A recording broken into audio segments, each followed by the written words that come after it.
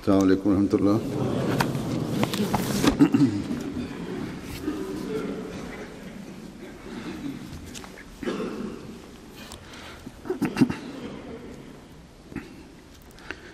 أشهد أن لا إله إلا الله وحده لا شريك له وأشهد أن محمدا عبده ورسوله أما بعد فأعوذ بالله من الشيطان الرجيم بسم الله الرحمن الرحيم الحمد لله رب العالمين الرحمن الرحيم مالك يوم الدين إياك نعبد وإياك نستعين اهدنا الصراط المستقيم صراط الذين أنعمت عليهم غير المغضوب عليهم ولا الضالين.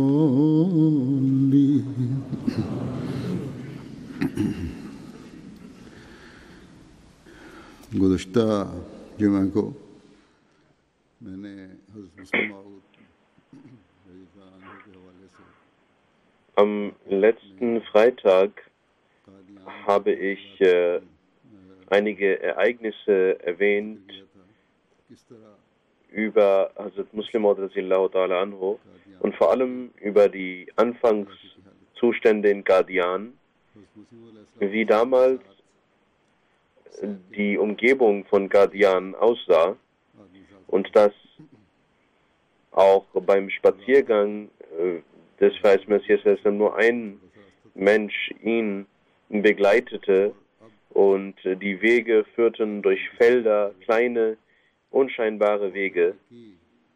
Und heute sehen wir einen großen Fortschritt in Qadian und dieser Fortschritt ist nicht zu vergleichen mit dem Wachstum von normalen Bevölkerungen, sondern Gott hatte dem verheißenen Messias al-Islam bereits prophezeit, dass große Wege in Qadian gebaut werden, große Straßen in Qadian gebaut werden und dass Qadian Fortschritte machen wird. Es gibt natürlich auch Fortschritte in anderen Städten, aber Qadian befand sich völlig in einer Ecke, ohne Anschluss, ohne Straßen.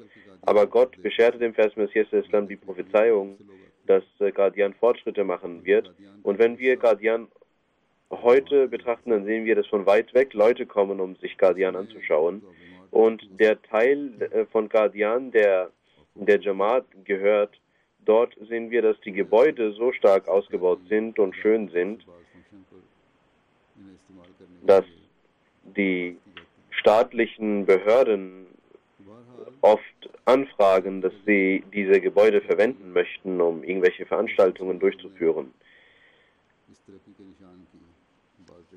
Hazrat Muslim Maud radiallahu anhu hat diesen Fortschritt als Zeichen erwähnt und hat auch weitere Details darüber bekannt gegeben und gesagt an einer Stelle: Schaut, Allah hat im Wesen des verheißenen Messias al-Islam ein großartiges Zeichen gelegt. Ihr habt jene Zeit nicht erlebt, aber wir haben die Zeit erlebt und gesehen. Und das sind Zeichen der nahen Vergangenheit. Und es ist euch nicht schwer, dies nachzuvollziehen. Und wenn ihr auch andere Zeichen weglasst und nur die Mubarak-Moschee seht, dann seht ihr, dass eine Säule vom Westen nach Osten geht und der Norden dieser Moschee ist jene Moschee, die bereits damals gebaut war und damals gab es 1 oder 2 Reihen, die gefüllt wurden Dieser Teil hatte 3 Wände gehabt. Einmal der Teil mit den 2 Fenstern und dort befand sich der Imam. Und also Muslim auch sagt, dass dort auch der alte Teil geschützt ist und dort gab es noch eine andere Wand und eine Tür, die nicht mehr vorhanden ist. Und es waren nur 2 Reihen, die gebildet werden konnten. Und pro Reihe konnten 5 bis 7 Leute stehen. In diesem Teil war es oft so, dass eine Reihe oder 2 Reihen gefüllt waren. Und das Muslim sagt, ich kann mich daran erinnern, als die Anzahl der Betenden wuchs und dann im 3. Teil die Betenden standen, waren wir sehr verwundert. Das heißt, als der 15. oder 16. Betende kam, waren wir verwundert und sagten, dass jetzt so viele Menschen zum Gebet kommen. Also Muslim sagt, ihr habt wahrscheinlich nicht darüber nachgedacht. Und auch die Einwohner von Qadian wissen dies heute nicht. Aber dieser Teil ist immer noch vorhanden und schaut und geht dahin und seht. Auch die Bewohner von Qadian sollten darüber nachdenken.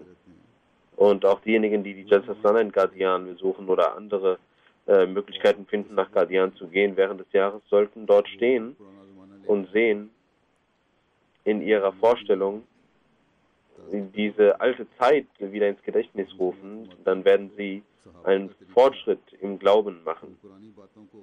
Also Muslim sagt, schaut, es war die Praxis der Gefährten, dass sie alte Ereignisse auch in die Praxis umsetzten. Deswegen sollt auch ihr dahin gehen und diesen Teil, wo der Imam stand, als gesonderten Teil sehen und dort in eurer Vorstellung Wände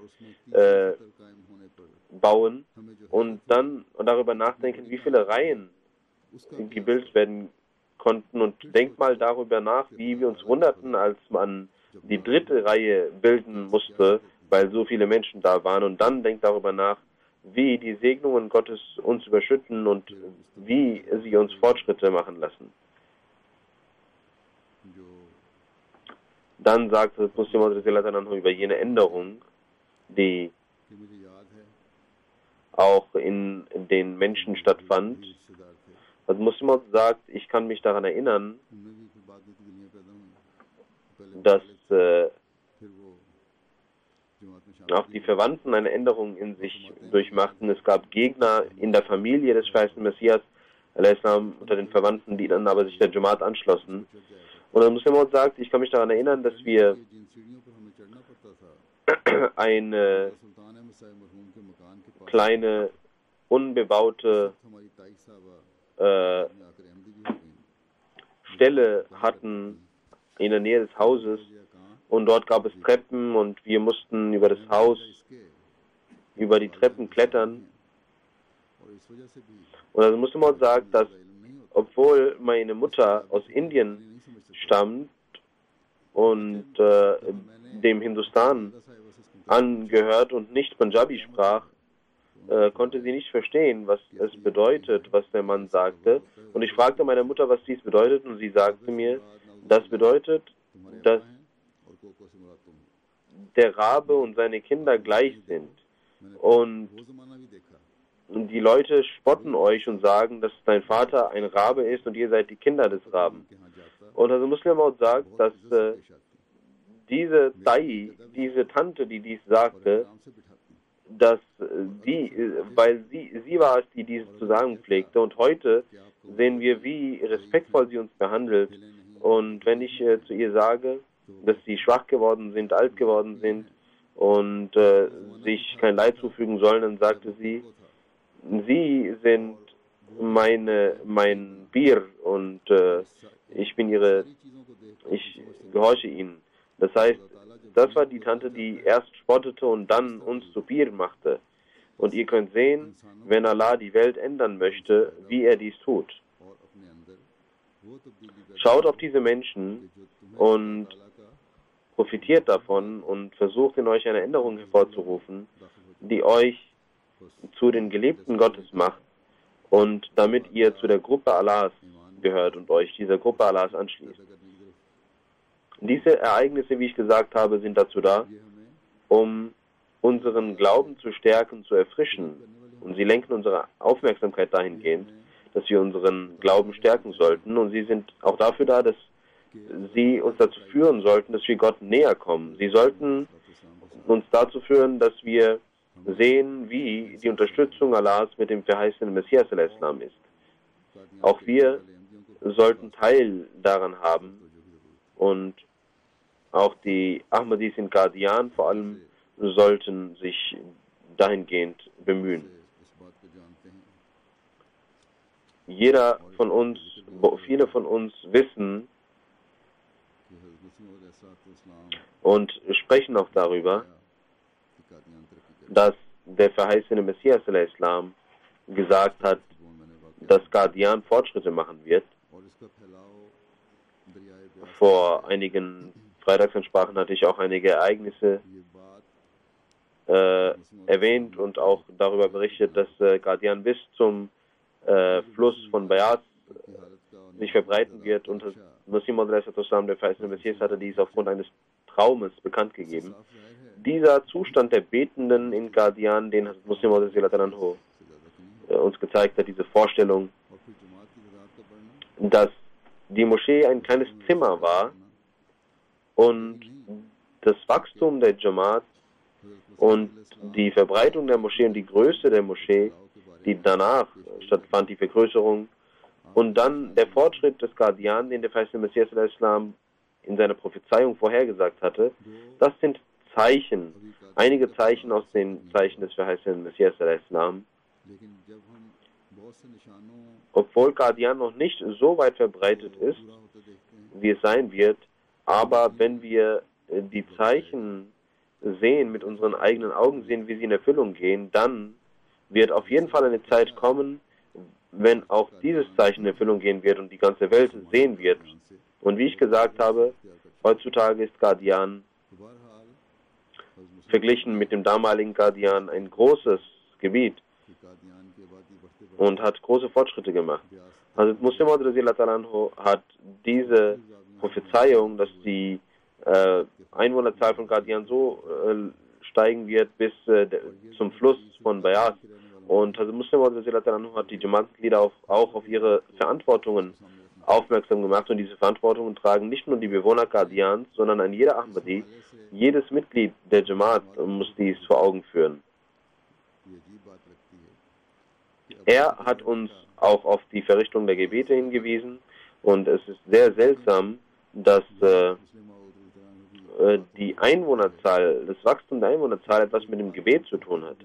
Und das ist die Schönheit der Weisheiten von Hazrat Muslim Maud, dass er uns verschiedene Aspekte erläutert einer Sache und dann die Wichtigkeit des Punktes auch erläutert.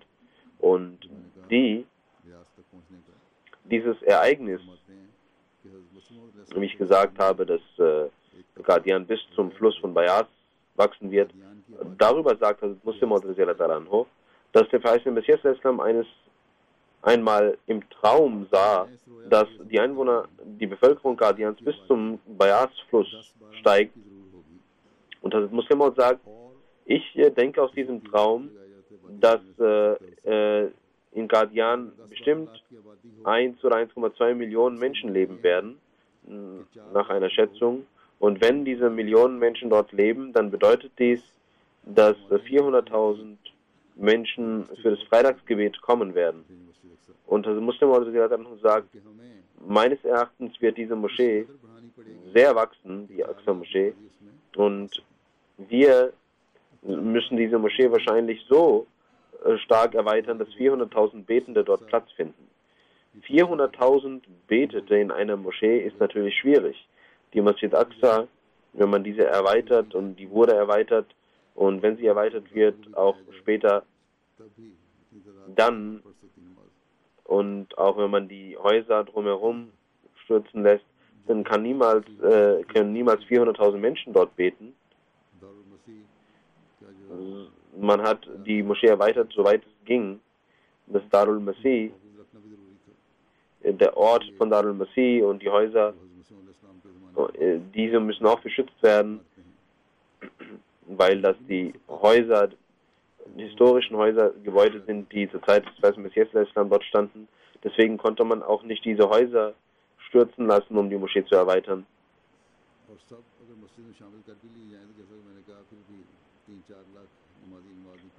Und wenn man die auch in die Moschee hineinzählt, dann können nicht 400.000 Menschen dort beten. Aber was möglich ist, ist, dass aufgrund der Bevölkerung, des Wachstums der Bevölkerung eine Zeit kommt, dass eine große Moschee in Qadian errichtet werden muss, in welcher 300.000 bis 400.000 Menschen Platz finden können. Also Muslim hatte die Masjid al-Aqsa vor seinen Augen, deswegen bezog er sich darauf. Dann sagte Muslim über die Aqsa-Moschee, wir müssen in dieser Moschee so stark vergrößern, dass 400.000 Menschen dort Platz finden. Und zwar kann man sie in allen 4 Himmelsrichtungen wachsen lassen. Und also Muslim sagt, auch der Ort, an dem ich heute stehe und hier die Khutbah verrichte, das ist ein Ort, der neu ist und der gewachsen ist, und es war nicht zur Zeit des Verheißten Messias Islam vorhanden. Und die Moschee war damals 1/10 davon so groß. Schaut, wie groß die Segnungen Gottes sind, dass die Moscheen anderer leer bleiben und unsere Moscheen müssen vergrößert werden, und sie werden immer enger, solange bis die Menschen nicht mehr Platz finden, in der Moschee zu beten. Dann erläuterte Muslim ein weiteres Ereignis, das ich bereits erklärt habe, dass einmal eine Tat, also Muslim begangen, von der er sich sehr fürchtete. Und Muslim sagt, ich hatte einen Fehler gemacht und ich bin Gott dankbar, dass er mich meine Unschuld bewiesen hat, nämlich als er zum Freitagsgebet gehen wollte, und er war 15, 16 Jahre alt, und also Muslim sagt, als er das Haus verließ, kam ein Mann von der Moschee und sagte, die Moschee hat keinen Platz mehr, es gibt keinen Platz mehr dort, du brauchst nicht hinzugehen. Deswegen, ich hörte dies und ging auch zurück, und also Muslim sagt, ich betete das Namaz Zuhr, und also Muslim sagt, ich hätte darüber nachdenken sollen, nachschauen sollen, ob es wirklich der Fall war, dass die Moschee voll war, ob überhaupt Platz war zum Sitzen oder zum Stehen. Aber wie dem auch sei, also Muslim sagt, es ist eine Güte von Allah, dass ich seit meiner Kindheit bete und ich niemals ein Gebet vernachlässigt habe oder verloren gehen ließ. Der verheißene Messias Islam fragte mich nie, ob ich gebetet habe oder nicht.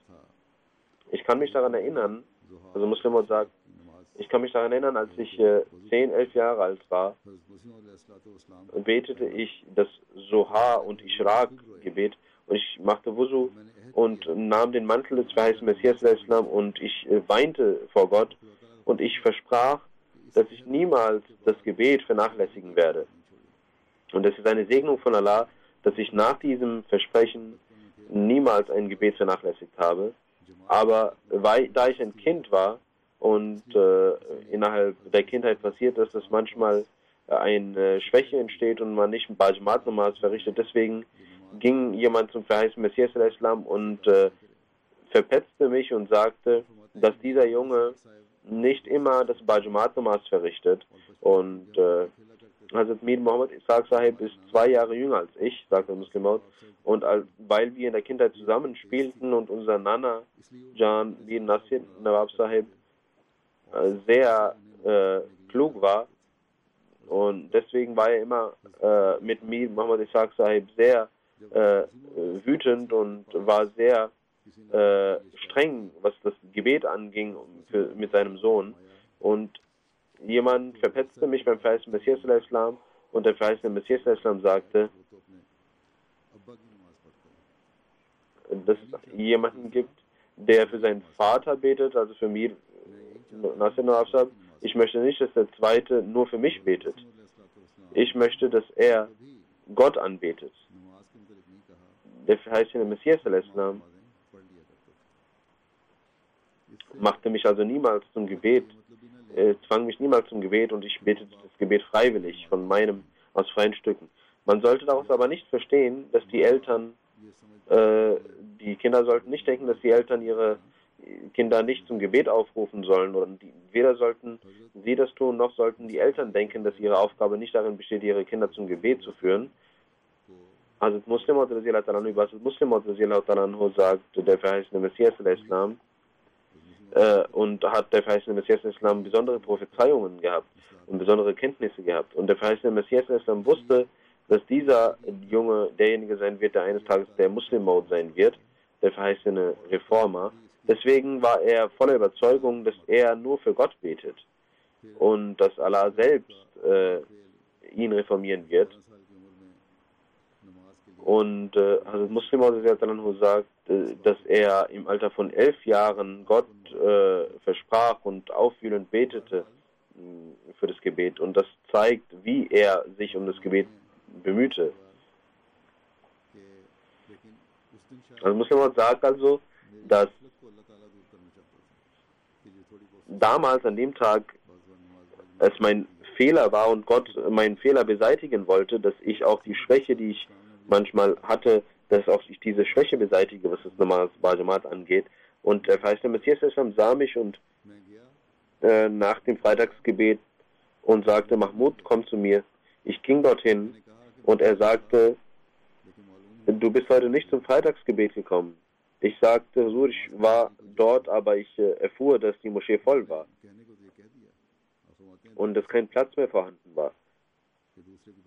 Ich sagte dies, aber ich hatte große Angst im Herzen, warum ich denn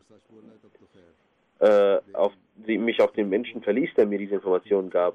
Ich weiß nicht, ob er gelogen hat oder ob er die Wahrheit gesagt hat. Wenn er die Wahrheit gesagt hat, dann ist gut, aber wenn er gelogen hat, dann hatte ich das jetzt bereits vor dem verheißenen Messias erwähnt und der verheißene Messias würde sehr wütend sein und würde fragen, warum ich gelogen habe. Und ich hatte große Angst im Herzen und dachte mir, was der verheißene Messias nun sagen wird. Daraufhin kam Maulvi Abdul Karim Sahib vom Gebet und kam, um den verheißenen Messias zu besuchen. Der verheißene Messias hatte Schmerzen in der Niere. Und ich war in der Nähe, um zu schauen, was jetzt passiert.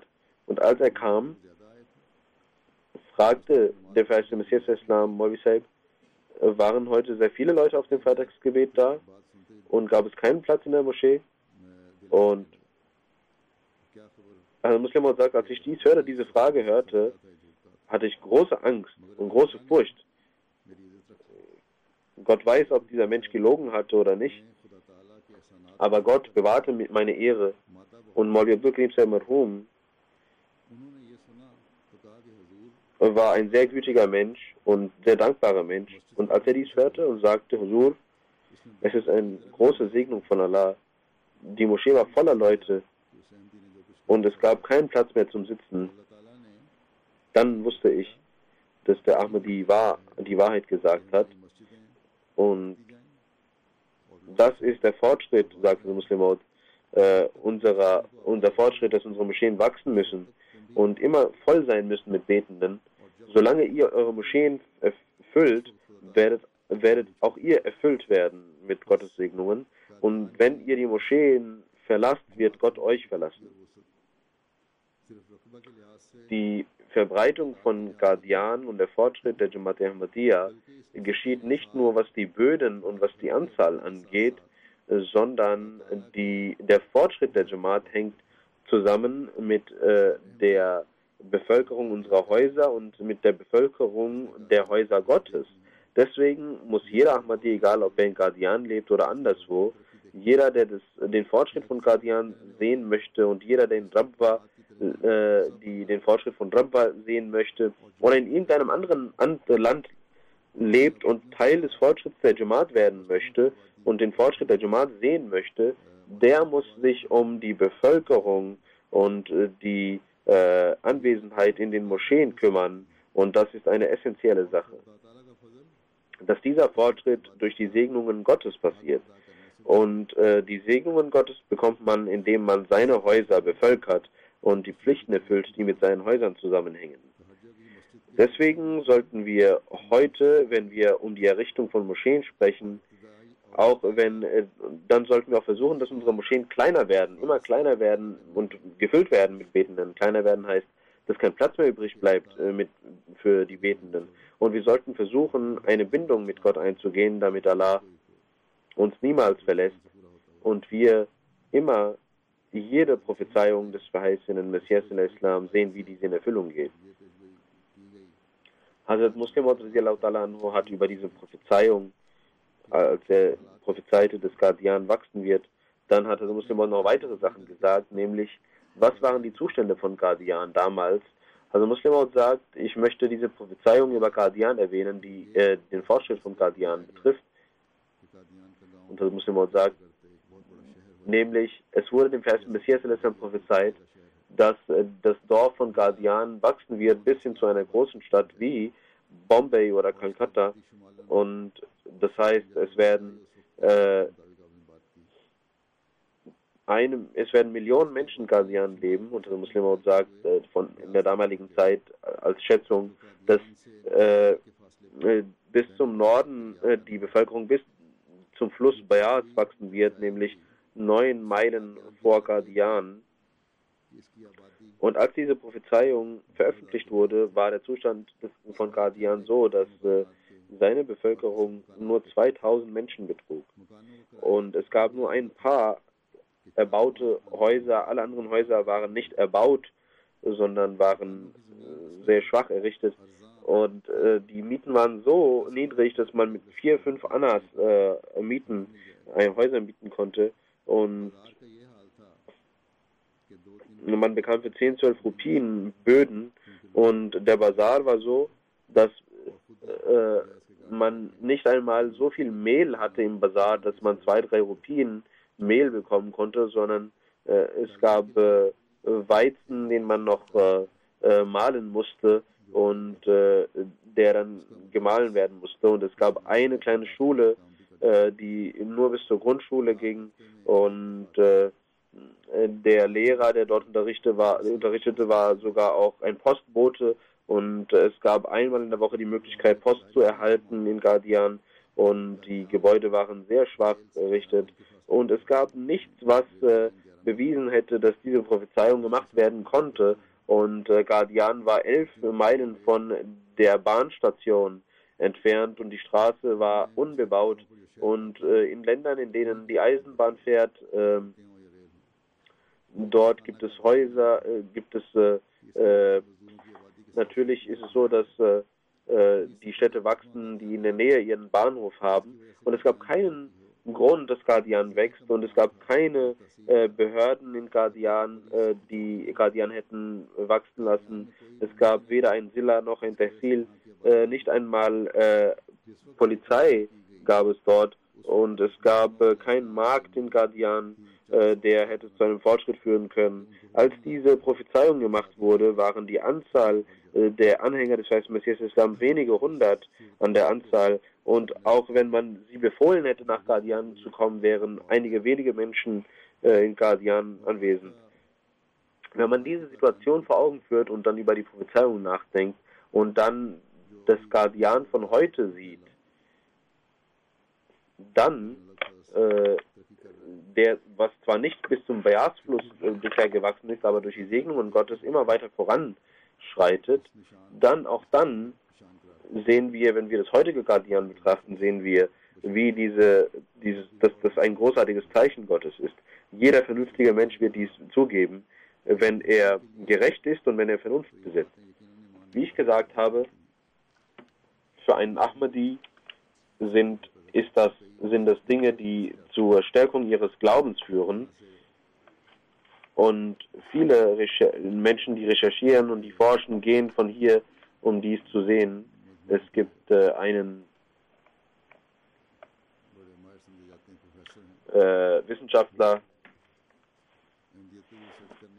ein Professor, der als Experte gilt über den Islam. Er hat auch über die Ahmadiyyat recherchiert und wollte sehen, was der Islam ist, den Ahmadiyyat präsentiert, und er ging nach Qadian Und er schrieb über seine Erfahrungen und über seine Gefühle. Und diese Gefühle sind derart, dass der Mensch verwundert ist darüber, wie fremde Menschen diese Feinheiten sehen und was sie schreiben. Und er hat einen Artikel geschrieben, welcher auch veröffentlicht werden wird. Also Muslim sagt, dass dieser Anblick, den der verheißene Messias al-Islam und diese Vorhersage über Qadian, die der verheißene Messias al-Islam sah, es muss nicht sein, dass der verheißene Messias al-Islam die vollständigen Fortschritt von Qadian sah. Und es kann sogar sein, dass das Qadian noch mehr voranschreiten wird als das, was der verheißene Messias prophezeit hat, aber mindestens so viel wird passieren, wie der verheißene Messias vorhergesagt hat. Dieser Traum, den der verheißene Messias Islam gesehen hatte, bedeutet also nicht, dass Qadian nicht weiter wachsen wird als das, was gesehen wurde. Es kann sogar sein, dass Qadian so sehr voranschreitet eines Tages, dass selbst dass der Fluss Bayas ein kleines Flüsschen wird, was innerhalb von Qadian fließt und das Qadian so groß wird, dass es eine sehr große Stadt wird. In Qadian sehen wir, dass die Gebäude immer wachsen, Büros wachsen und auch die Gästehäuser und die Häuser für die Mitarbeiter und andere Gebäude. Und wir sehen, dass Gott auch die Einwohner Qadians immer weiter segnet und dass ihre Zustände, ihre wirtschaftlichen Verhältnisse besser werden und sie können große Häuser errichten. Und ebenso sehen wir, dass viele reiche Menschen aus Indien dort ihre Häuser errichten möchten und auch Ahmadis und auch die Menschen auf der ganzen Welt kümmern sich darum. Aber das Wesentliche ist, das sollte jeder Ahmadi beachten, dass unser Fortschritt nur darin liegt, und wenn wir Teil des Fortschritts werden möchten, dann müssen wir die Häuser Gottes befüllen und dann müssen wir uns mit den Häusern Gottes in Verbindung setzen und uns damit binden. Wer immer von Gott weggeht, Gott wird von ihm weggehen.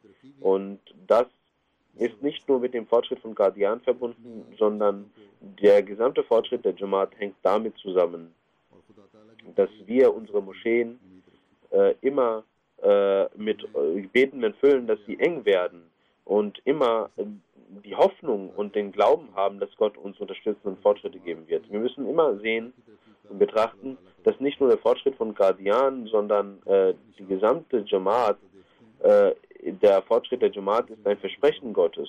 Wenn wir ein Zeichen sehen und sehen, wie dieses Zeichen in Erfüllung geht, dann werden wir andere Zeichen auch sehen. Und wir sollten auch unseren Glauben wachsen lassen, was andere Zeichen angeht. Es gibt Situationen, in denen die Herzen der Menschen Unruhe verspüren und sie geben Schätzungen und sagen, dass diese Aufgabe dann und dann in Erfüllung gehen wird. Und es gibt Leute, die dann auch sich fürchten vor Schwierigkeiten. Heute haben wir aus Pakistan die Nachricht erhalten, dass die Punjab-Regierung in ihrer, dass sie einige Bücher von verschiedenen Gruppierungen verboten hat, weil sie scheinbar das Sektentum schließen will. Sie hat Rouhani Khazain und Al-Fazl auch aufgrund des Drucks der Maulvis verboten, und die Regierung tut, was die Maulvis sagen. Sie haben niemals gelesen, was darin steht, was der verheißene Messias Islam dort geschrieben hat, wie er in seinen Büchern den wahren Islam gelehrt hat und welche Schönheit des Islams er dargestellt hat. Und die Maulvis und die Muslime und andere Religionsangehörige haben dadurch den wahren Weg gesehen. Wie dem auch sei, wir sollten niemals verzweifelt sein, und das ist nicht nötig. Über den verheißenen Messias al-Islam hat Gott sehr oft gesagt, Inni mal afwaje, das heißt, Gottes Hilfe wird plötzlich kommen. Also Muslim sagt darüber, ihr könnt gar nicht darüber nachdenken, wann diese Unterstützung kommen wird. Ihr könnt nicht wissen, ob sie morgen kommt. Ihr könnt morgen nicht wissen, wann sie kommt. Es kann sein, dass ihr zum Tahajjud aufwacht und ihr denkt, dass das Ziel noch ganz weit weg ist. Und ihr betet das Morgengebet und ihr seht Schwierigkeiten. Aber sobald ihr die Sonne sehen werdet, wird Gottes Hilfe mit euch sein. Und der Feind wird nur Schwierigkeiten vor sich sehen. Deswegen sollten sie ihren Glauben stärken und ihre Bindung zu Gott wachsen lassen und für die Stärkung ihres Glaubens beten. Die Sonne wird aufgehen und inshallah, sie wird aufgehen. Und Gottes Hilfe wird kommen und sie wird sicherlich kommen. Ich möchte auch einige andere Quellen nennen. In der Klasse von Waqfinenau hatte ein Mädchen gefragt, ob es denn erlaubt ist, Blumen auf Gräbern niederzulegen und was es denn auf sich hat damit. Und ich hatte auch beantwortet, dass es Bidat sind, dass es nichts bringt und üble Traditionen sind, vor denen man sich schützen sollte.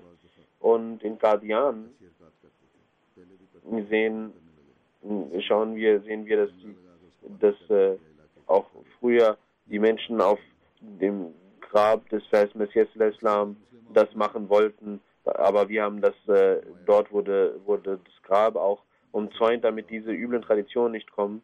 Und also Muslim sagte einmal, als er dies hörte, mir wurde gesagt, dass einige Menschen am Grab des Messias Islam, dass sie dort den Sand mitnehmen oder dass einige Menschen Blumen dort niederlegen. Das sind alles Absurditäten. Es wird nichts bringen und der Glaube wird so verloren gehen. Es bringt nichts, Blumen am Grab niederzulegen. Was bringt es dem Toten? Sondern sein Körper befindet sich anderswo. Es gibt keinen Zweifel daran, dass die Seele natürlich einen Zusammenhang mit diesem Grab hat. Aber das sollte man auch verstehen, was dies bedeutet. Und obwohl die Seelen der Toten woanders sind, lässt Allah doch auch mit den oberflächlichen Gräbern eine Bindung der Seelen eingehen. Und genauso wie der verheißene Messias Islam einmal am Grabe eines Besurgs ging, um zu beten und sagte, dass als ich betete, sah ich, dass der Mensch, der im Grab war, rauskam und sich vor mir setzte. Das heißt aber nicht, dass die Seele dort herausging aus dieser Erde, sondern die Bindung des Messias Islam zu ihm war so, dass Allah ihm diesen Besuch die Erlaubnis gab, vor ihm zu treten. Und jener Grab, über den Gott sagt, Summa amatahu wa akbara, das heißt, dass Gott ihn sterben ließ und im Grabe verweilen ließ, das heißt, diese Seele bleibt, die Bindung der Seele bleibt mit diesem Grab vorhanden. Und aufgrund dieser Bindung kann man beten für diesen Verstorbenen. Das heißt, auch die Seele hat eine Bindung mit diesem Grab und man kann dafür beten. Aber Blumen niederzuwerfen bringt überhaupt nichts. Dua ist wichtig, denn der verheißene Messias Islam hatte auch einen Eifer für diesen Besuch im Herzen verspürt, deswegen ließ Gott diesen Besuch und seine Seele ihn von ihrem eigentlichen Ort dorthin schicken. Und er ging zum Grab und der verheißene Messias Islam sah dies in einer Vision. Und in einer Überlieferung heißt es, in einigen Überlieferungen heißt es, als der verheißene Messias Islam dort das Aussehen dieses Besuchs nachfragte, dann war es genau der Besuch, den der verheißene Messias Islam gesehen hatte in seiner Vision. Die Blumen können dem Grab nichts bringen und der Seele nichts bringen, aber die Gebete können etwas bringen. Die sollte man machen. Wir sehen auf der Welt, dass Menschen, die sterben, zu Staub werden. Das ist ein natürliches Gesetz Gottes. Und wenn man zu Staub wird, dann kann der Duft der Blumen einem nichts bringen. Für die Seelen hat Gott, für die Belohnung der Seelen, sind sie vor Gott getreten und das tun sie. Und man sollte beten für diese Seelen, damit Gott ihnen gegenüber gnädig ist, Gnade walten lässt. Und man sollte nichts tun, was der Götzendienerei nahe kommt, an den Gräbern.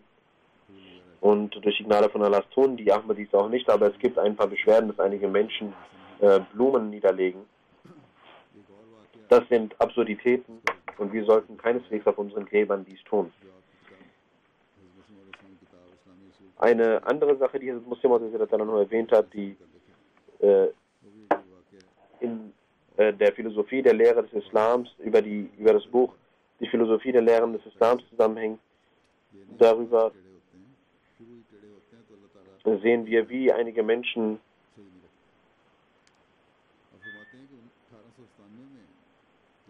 die schief sind im Herzen, wie sie verloren gehen.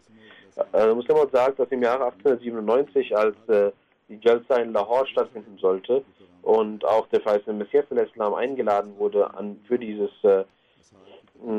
Jalsa zu schreiben, kam Khaja Sahib, um diese Botschaft zu übergeben.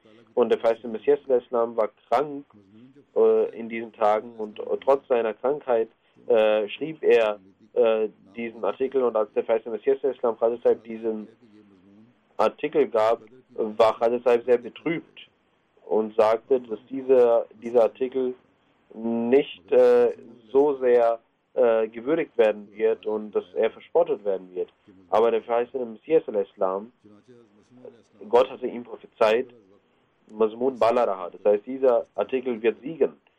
Und der verheißene Messias al-Islam hatte aufgrund dieser Prophezeiung bereits eine Flugschrift verbreitet in Lahore und diesen Flugblatt an Khaja Sahib gegeben, dass er dies in Lahore überall verbreiten soll, und er gab ihm auch die Botschaft, dass dies passieren wird.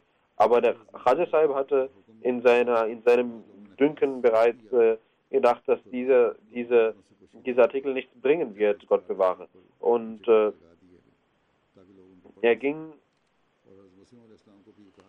einige Menschen, als die Leute Druck machten, dass er doch diese Flugschriften verbreiten soll, ließ er diese Poster so aufhängen, dass keiner dies lesen konnte. Und er hatte sozusagen gedacht, dass dieser Artikel des verheißenen Messias al-Islam nicht gut genug war. Aber es kam der Tag, als dieser Artikel vorgelesen werden sollte, und als man anfing, diesen Artikel zu lesen, vorzutragen, und wir wissen das aus der Geschichte, nach einigen Minuten waren die Leute erstarrt und als ob sie ein Zauber befallen hätte. Und das Interesse der Leute wuchs immer weiter. Man ließ die Zeit, und die Leute machten Druck, dass die Zeit vergrößert werden soll, und ein weiterer Tag wurde dafür festgesetzt, und der Artikel des verheißenen Messias al-Islam wurde zu Ende gelesen, und alle Menschen, ob Gegner oder Freunde, sagten, dass dieser Artikel gesiegt hatte, und so ging das Wort Gottes in Erfüllung. Aber dieses Wunder hatte die Schwäche von Khaja Sahib, wollte dieses Wunder verblassen lassen. Und wenn man dafür Werbung gemacht hätte, hätte man viel mehr bewirken können. Und jeder Mensch weiß, dass dies hätte passieren können. Aber Khaja Sahib war ein Anwalt, er war ein sehr kluger Mensch, aber wann immer Hochmut kommt und der Mensch vor dem Wesen Gottes sich selbst als etwas erachtet, dann passiert es, dass ein Vorhang über die Augen der Menschen tritt und den Menschen völlig ignorant und unvernünftig werden lässt und ihn nichts machen lässt, dieser Vorhang.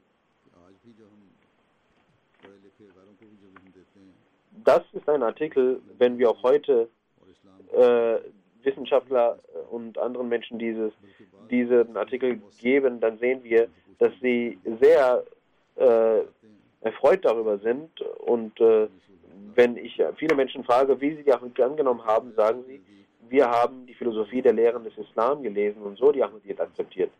Aber in den Augen von Khaja Sahib war das ein Artikel, der hätte Spott bringen sollen.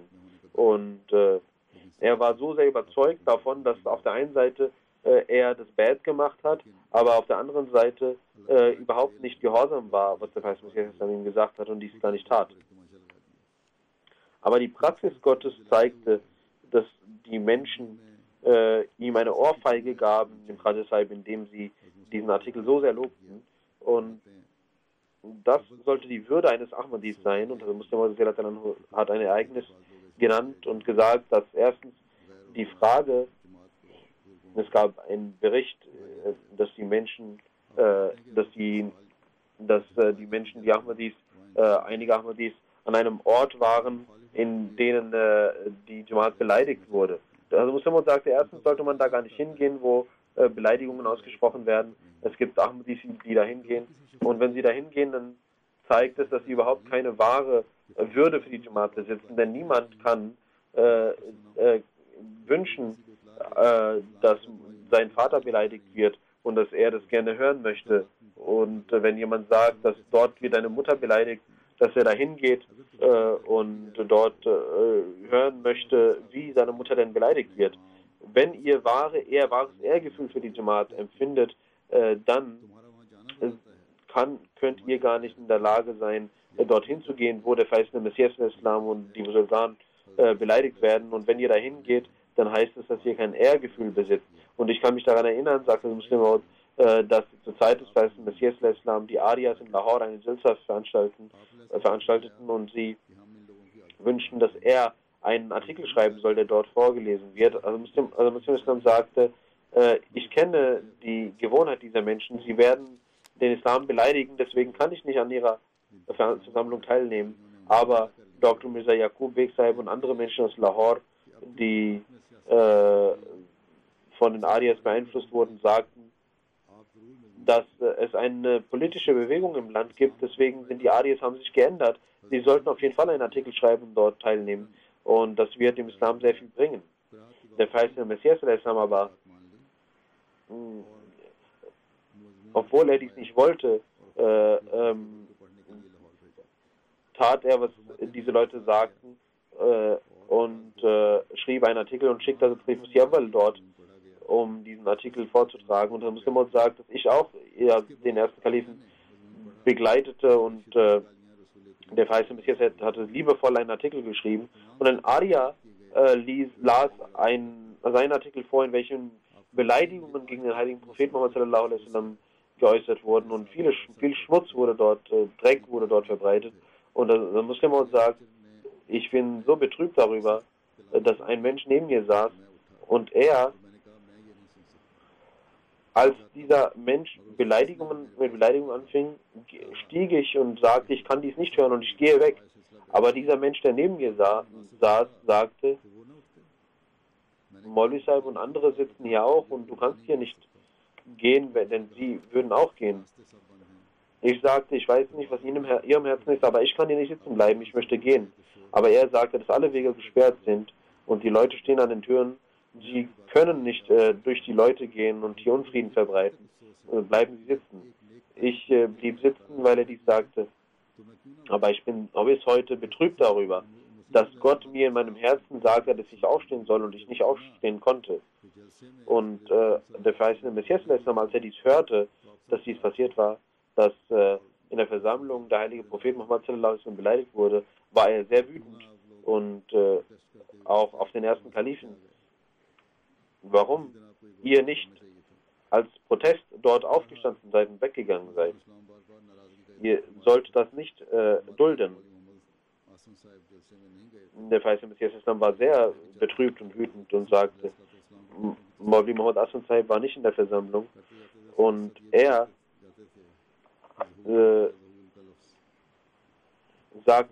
pflegte zu sagen, es ist Sahul passiert. Und Sahul hatte ich das erste Mal gehört, was dies bedeutet. Und er sagte dies immer weiter. Sahul bedeutet Fehler. Das ist ein Fehler, der passiert ist. Und der verheißene Messias al-Islam vergab uns nach einiger Zeit. Und wir, also Muhammad sagt, wir haben die Entscheidung vom verheißenen Messias al-Islam vor uns. Deswegen sollten wir immer uns vorsichtig verhalten. Und es passiert manchmal, also Muhammad sagt, es passiert manchmal,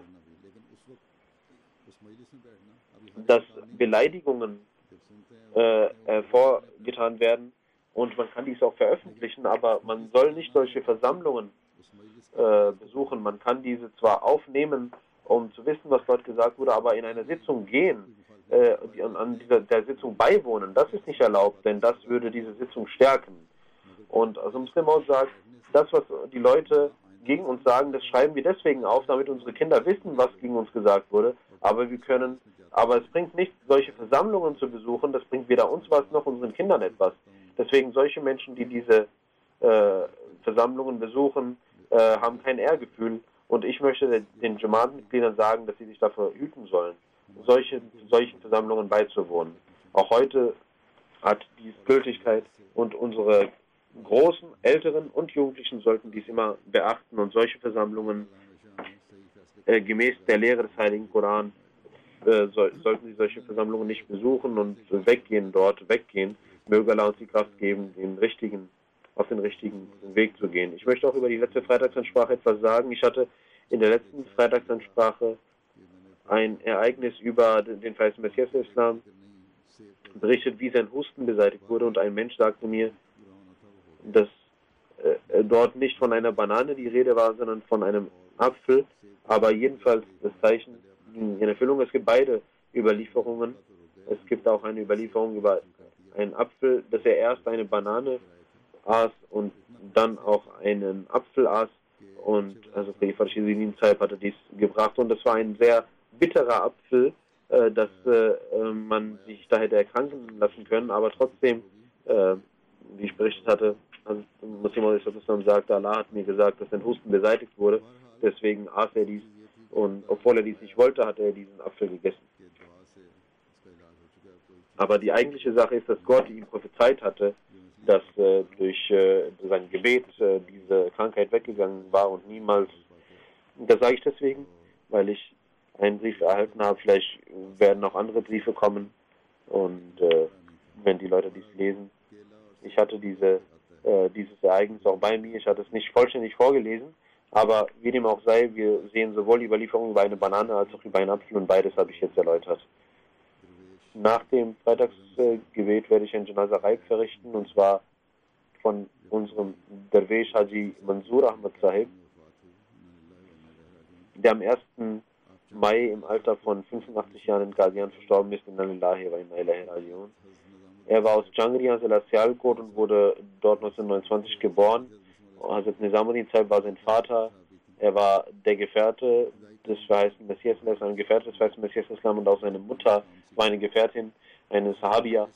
Und er hatte gelernt, Möbel zu bauen, und im Jahre 1947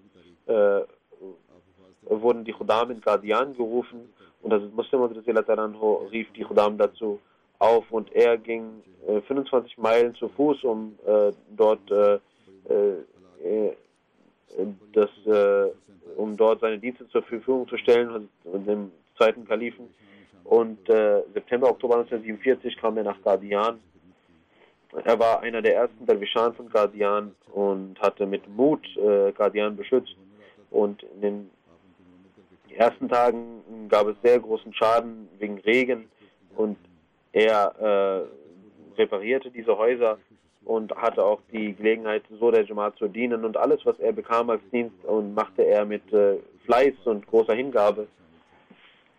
Auch die Wand von Behishti Maqbara und von den Schutz der Bibliotheken und der Bücher, und er leistete sehr viel, um die Atmosphäre von Qadian zu verschönern, und hatte viele Kontakte dort auch gepflegt, und er war ein sehr guter Mitarbeiter, hatte auch für die Gebäude sehr viel getan und auch Holzarbeiten erledigt, und Er war sehr fähig und hatte auch die Möglichkeit bekommen, Elfenbein auf dem Manarat al-Masih einzubauen, und er hatte dort verschiedene Maschinen und verschiedene Gerüste entwickelt, um dies zu tun, und auf dem ganzen Manarat al-Masih tat er dies, und Gott gab ihm auch die Kraft, diese Arbeit zu erledigen. Genauso in Srinagar, Jammu, Basandan und so weiter, die Moscheen und Missionshäuser, dort leistete er große Arbeit mit viel Weisheit. Jahrelang hatte er auch die Gelegenheit, die Zelte auf Wesel Sassana zu errichten, und er hatte großen Schmerz für das Eigentum des Jamaat, und mit wenig Kosten versuchte er, das Beste herauszuholen.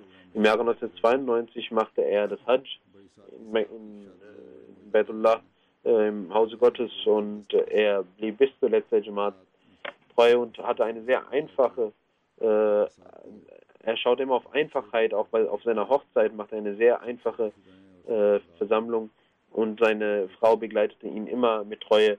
Er hat 6 Kinder, die alle verheiratet sind und Kinder haben. 2 Söhne waren bereits verstorben, und er war sehr geduldig, als er dies erfuhr. Seine Frau ist bereits verstorben. Möge Allah seine Ränge erhöhen und auch seinen Kindern die Kraft geben, in seine Fußstapfen zu treten. Ich werde nach dem Namaz Nazarei verrichten.